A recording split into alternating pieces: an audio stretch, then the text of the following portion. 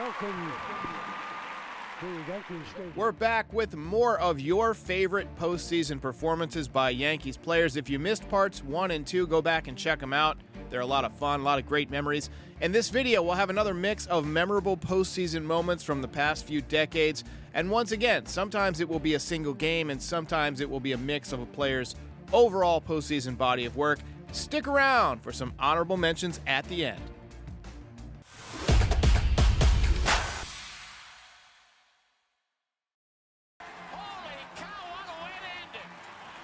Toeing the slab at number 10 is David Cone with Game 3 of the 1996 World Series.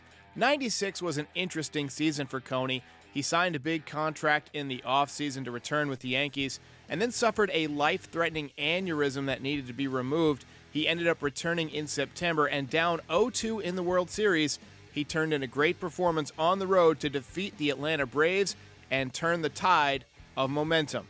The Yankees went on to win that series in 6 games.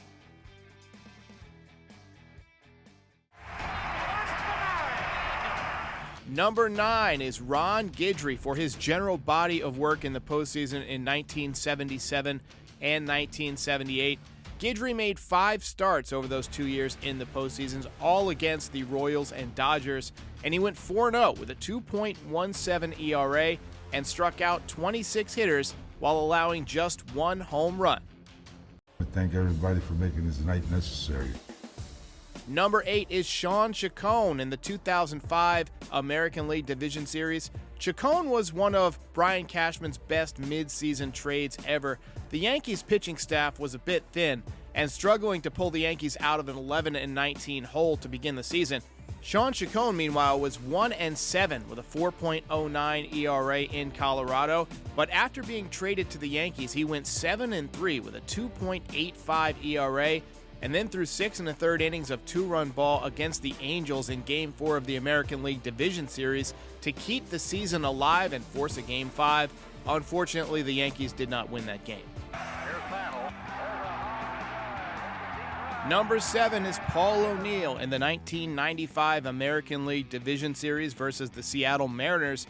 In his first ever playoff series with the Yankees, O'Neill torched his former manager Lou Piniella for 3 home runs in 18 at-bats. Paulie hit .333 for the series with an .833 slugging percentage and a 1.292 OPS. It was the only time in his career that he hit 3 or more home runs in a playoff series. Manager for the Yankees. Number 6 is James Paxton. With the Yankees down 3-1 to the Astros in the 2019 American League Championship Series, James Paxton turned in the performance of his Yankees career. He went 6 innings, gave up just 4 hits, 1 run, and 9 strikeouts. He was dominant all night, en route to a Yankees victory. Unfortunately, they lost the series, but Paxton turned in a heck of a performance. Number 5 is the King, Jim Leyritz. 95, 96, and 99 postseason. Jim had a knack for hitting home runs in the playoffs. In the 1995 Division Series against the Mariners, he only had 1 hit, but it was a big 15th inning walk-off home run in the rain to put the Yankees up 2-0 in the series. It was their last victory of the season. In 96, he smashed a clutch 3-run shot versus Mark Wohlers in Game 4 of the World Series. It was a critical shot because the Yankees trailed in that game 6-0 at one point.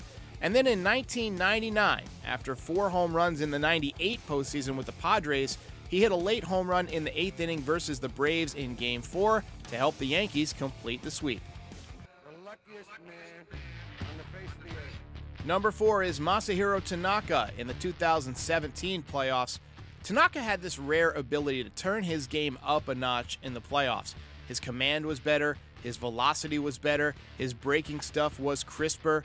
Down 2-0 in the 2017 ALDS, he tossed 7 shutout innings against the Indians, helping the Yankees squeak out a 1-0 victory and turning the tide in the series, which the Yankees eventually won. In the ALCS, it was more of the same. Tanaka made 2 starts and posted a 1.38 ERA over 13 innings. Tanaka was clutch. The most famous baseball player of all time, Babe Ruth. Number 3 is Johnny Damon. One of my favorite memories of the 2009 World Series was Johnny Damon swiping 2 bags on one play. I had never seen this before, and I have not seen it since. With the shift on, nobody was covering third base after Johnny Damon stole second, so he just took off for third, knowing nobody would catch him, and he got in there with a double steal.